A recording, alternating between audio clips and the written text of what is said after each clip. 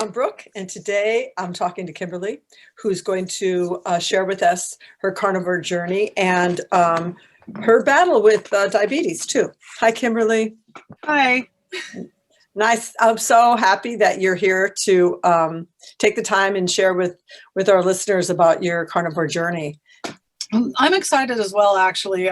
Anything that I can do to help other people is absolutely amazing because I struggled with my weight for many, many years before I found this way of eating, and it's been a game changer completely. How did you find this way of eating? I started off keto about almost 4 years ago now. Previously, I've done every diet out there. I was on Weight Watchers. I was on Nutrisystem. I went vegan. I went vegetarian. I did the juice fasting for almost a year. I was doing meal prep, 6 meals a day, high intensity interval training 5 days a week. And I did that for a full year, and nothing. I lost like 20 pounds, maybe. And at my highest weight, I was 243 pounds. I now weigh 141.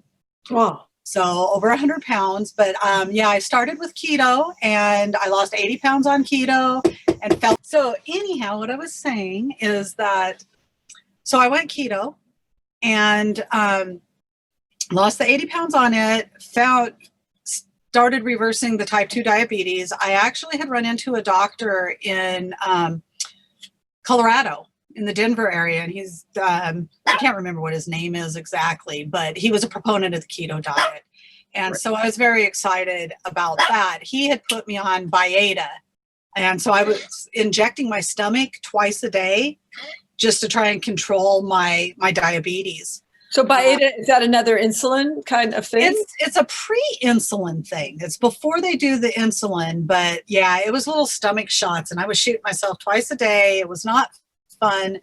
And then I started doing the keto, and the weight just started to fall, and things just got really, really good. And I enjoyed keto a lot. But what I found with keto is there's so many different recipes out there to replace all the, for lack of a better term, the crap that I used to eat. Yeah. That it would make me crave it. Yeah. And so I would end up having a sweet tooth, and that was something that I didn't want to do anymore. But as I progressed through the keto diet about 1.5 years ago, it'll be 2 years in April, actually, I just slowly started getting rid of everything except meat. And so then I started researching the carnivore diet. I looked at a bunch of different people, a lot of biohacking and YouTube videos like crazy, of course. You know, I've got to get all the information. Yeah. And once I finally convinced myself that I wasn't going to kill myself by just eating meat, yeah, that I've 100% embraced it. And I love it. My biggest downfall right now is coffee. I have my 1 cup of coffee a day with heavy whipping cream and some fake sweetener, which is probably not the greatest, but it's working for me. And I love it. I probably eat like a ribeye a day as my general food. I'm OMAD. If I do get munchy in the evening, I just kind of listen to my body. You know, I let it tell me what to do. One of my favorite snacks is pork rinds and butter, and I eat it like popcorn. Love it. So did you slowly like drop off first drop off the funny fat bombs and then just sort of drop off the plants and eat more meat-based slowly? Yeah. Yeah. It was kind of over about almost a 2-month time period. I kind of naturally found that when I was hungry, I was just craving meat. Nice. And generally beef and fatty beef. I will eat pork too, not loving chicken anymore. I used to really love chicken, but it doesn't do much for me. When I do eat it, it's chicken thighs. And I've got to make sure it's got the skin on it. Yeah, it just makes me hungry. Yeah, exactly. I would eat chicken like, okay, I'm going to have chicken. And then 2 hours later, it's like, I want food. Yeah. But if I eat my ribeye, I'm good for 24 hours, you know? So when did you switch to OMAD? Or were you doing that already with keto? I was kind of down to like twice a day. And I was doing different intermittent fasting, but when I went carnivore, I kind of just naturally fell into the progression of that. And I started looking at intermittent fasting more. I also did a couple of 72-hour fasts and did the whole snake juice thing, which is I still make snake juice to this day just as a supplement because I find that I'll get muscle cramps sometimes at night. And I don't know if that's just age or what. Well, electrolytes are important. Salts are important. For our listeners who don't know what snake juice is, can you sort of tell them your recipe? Yeah, I basically use magnesium, the potassium, the no salt, pink Himalayan salt, or real salt. I usually use real salt myself, and Epsom salt and baking soda. And you can Google the recipe. I don't have it right in front of me, but it's like 1 teaspoon of 3 of the things and a half a teaspoon of the others to 2 liters of water. How did you find it help you? It helps with my muscle cramping. Yeah. And also for, to keep me a little more regular. And did you find a difference in your bowel? I mean, what difference did you find in your bowels when you start to switch to meat? I mean, some people don't have any kind of distress, and some people have like a beginning distress. I used to be very, very constipated. Even on keto, I was very, very constipated. And when I first switched over to carnivore, I was a little bit worried because I wasn't doing your standard 1 day thing. And I found that I go maybe twice a week. And I come from a medical background. I was a CNA for many years. So poop is important. We can tell a lot about our health from looking at poop. It's well formed. It's not smelly. I don't fart anymore, which is really crazy. I know. Isn't that nice? I don't think any carnivore ever misses that. Yeah. Yeah. It's absolutely crazy. So it all looks really good. My doctor, when I went into him after I'd been carnivore about a year before I finally went in and got all my numbers done. And yeah, my cholesterol is just a little bit high, but my good cholesterol is so good that they're not worried about the bad. And I've completely reversed my type 2 diabetes. My A1C is a 5.1 now. That's awesome. So was it the same doctor in Denver, or? No, sadly, it was a totally different doctor. It was over in Oregon at the time. I moved around a lot. But she was very skeptical about the diet. And I just told her, I said, this is what I'm doing. I said, and if you want to follow me and be with me and learn from it, I said, you're more than welcome to, but you're not going to tell me to eat vegetables because I'm not going to do it. And she was like, all right, well, let's see. And then when I came back with the numbers out that had transferred in from my other labs, and she was like, all right, you're right. You're right. She goes, I will definitely research this more. So I was very impressed with her. It's not often that a doctor will step back and go, all right, your body, your life. So I was very happy about that. That's fantastic. Yeah. That's great. So when were you able to stop doing those injections into your I quit doing those before I even switched to carnivore. Mm-hmm. So about the second year of keto, I had dropped 60 pounds. And my A1Cs were coming down, and I called the doctor back in Colorado, and I said, I want to get off of this now, and so he had me do a lab remote, and he goes, your numbers are looking good, they're going down. He says, go ahead and stop it. And so I was able to stop that. That's so great. I know. I say this often. I like to say, get fat adapted on keto and then come on home to carnivore. Yeah, and that's exactly what happened, and I love it. I absolutely love it. My energy is off the charts. If you can't tell, I never shut up anymore. I just talk because I just feel so alive. I went hiking the other day. I'm down here in Arizona, and there's a mountain called Cunningham Mountain, and I took my 14-year-old Chihuahua and my husky hiking buddy, and it's a 3.5 mile hike, which doesn't seem like a lot, but it's a 1,800 elevation gain. Mm-hmm. And so it's straight up the hill, and I went up there and just felt on top of the world. It's amazing. I feel good. I feel like I'm 18 again. That's so fantastic. When I hike with friends, just regular sad eaters or whatever, plant-based eaters, they always have to bring food. And it's so great because I never have to bring food on a long hike, Nope, don't need food. I just have my hydration pack, my water, and I'm good to go, Oh, so great. Do you have other siblings? I do. We were 5. And my eldest sister, Sue, died when she was 42 years old of diabetes. She fell into a coma.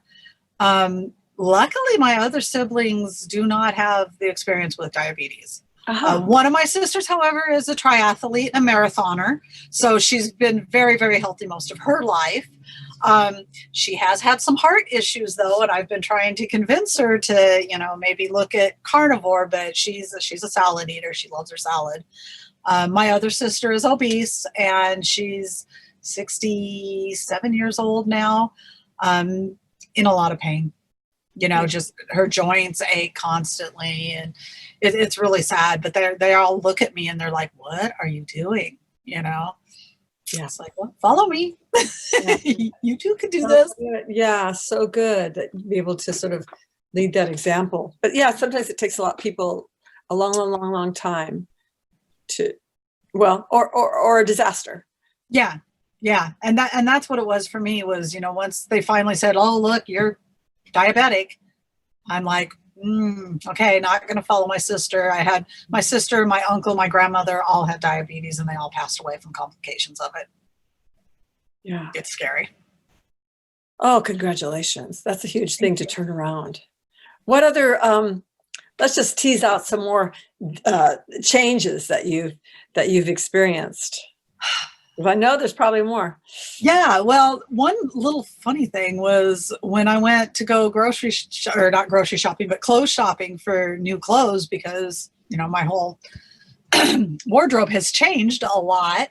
I was literally at a local Walmart, and one of the workers came over and she goes, you realize you're shopping in the junior section, don't you? And I said, yes, because that's the size I wear now. And so that was a huge accomplishment for me, to be told, oh, you're in the junior section, don't shop there. I'm like, please. Very good. So, yeah. So that was life altering. Again, the hiking, it also, I know it's kind of weird to say, but just having the confidence in myself again, because when I was raised, I was a dancer. I started dancing at the age of 5, ballet, tap, jazz, and gymnastics. And when I got married, I had my 2 children, and then I had to go through a hysterectomy. I had ovarian cysts, and I went through a hysterectomy. When I went in, I thought they were just going to take one ovary. It ended up that both of them got taken, and then they did a radical hysterectomy. That I 100% believe is where my weight started coming from, was just the hormonal change. I was off and on hormone replacement therapy for many years, and I was a single mom, couldn't afford it. So I would go off of it and I'd go through menopause, and then I'd get back on it again, and then I'd go off it and go through menopause again. And the weight just kept packing on and packing on and packing on. Didn't like myself at all. So that was an early onset menopause, kind of a jerk into menopause. Yeah, complete jerk. I was 23 years old. Yeah, oh, that's early, yeah. So I was very, very young when I had the hysterectomy. And so from 23 until I'm now 53, it's been a long, long journey of up and down and in and out. And I couldn't stand to look at myself in the mirror. And now I walk by and I catch my reflection in the windows of a store, and I'm just like, ooh, I like her. It's just, everything has changed. My emotional state, my physical state, it has completely changed my life. And I'm very happy to be able to get down on the floor and play with my grandkids. I've got a 3-year-old, and one will be 1 in January. Nice. And they're my 2 baby girls, and I'm climbing the jungle gym equipment with Maya all the time. And, it's just, it has completely altered my life. And aches and pains and, workout things. I have a little bit of problem with back pain, but that's from an injury when I was a CNA. It feels much better, always much better. I'm doing yoga every night, and I'm flexible, like crazy flexible. And most of my aches and pains are gone. It's amazing the equilibrium, the emotional equilibrium, or, we all have challenges. Life is full of challenges and decisions, but have you noticed it's easier to face them? I think so. Oh, much easier. I know. I feel like I'm just like extolling the virtues, it's like, carnivore now and your life will change. But it is. And that's the way I feel. And I'm happy all the time, you know, even things like earlier today, I was hurrying up to try it because I knew we had this interview. And then my daughter called me and I'm like, oh no, I don't have time for this. And I still need to eat. And I was late eating because of work. And usually that would send me into a spiral of just anger and annoyance and whatever. And so I sat down and I was FaceTiming with my daughter and I flipped my knife and it fell down and it hit my pants and went all over the place. And I just started laughing. And she goes, what happened? And I said, I'm just trying to stab myself with a knife just to end my perfect day, you know? And she laughed, I laughed, and it was done. Where previously something like that would have totally derailed my whole day. Yeah. You know, just one thing after another. I just didn't have the, my emotions are stable. Yeah. It's that carnivore zen. It is. It is. It's like, whatever. Have you noticed anything with your skin since you're in Arizona now? Sunny place. It is a very sunny place and I'm very dark. I don't know. You can't really tell the sun shining in on me, but my skin's nice. I've actually been very, very blessed with skin. I never had acne as a teenager. I hadn't had to deal with any of that. I am noticing I'm more wrinkly, but that's just because the fat's leaving my face.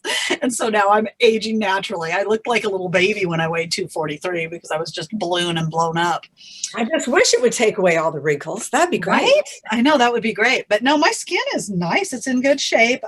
It's dry down here, so I over moisturize a lot. And I found oddly bag balm is my friend.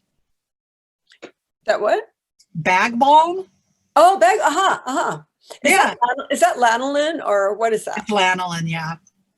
Yeah, and it figures because you know, animal fats, our bodies recognize that fat and can take it right in. Yeah, and so it stinks. I can't stand the smell of it. So I have a goal that I'm going to try a couple essential oils to try and get rid of the smell of the bag balm.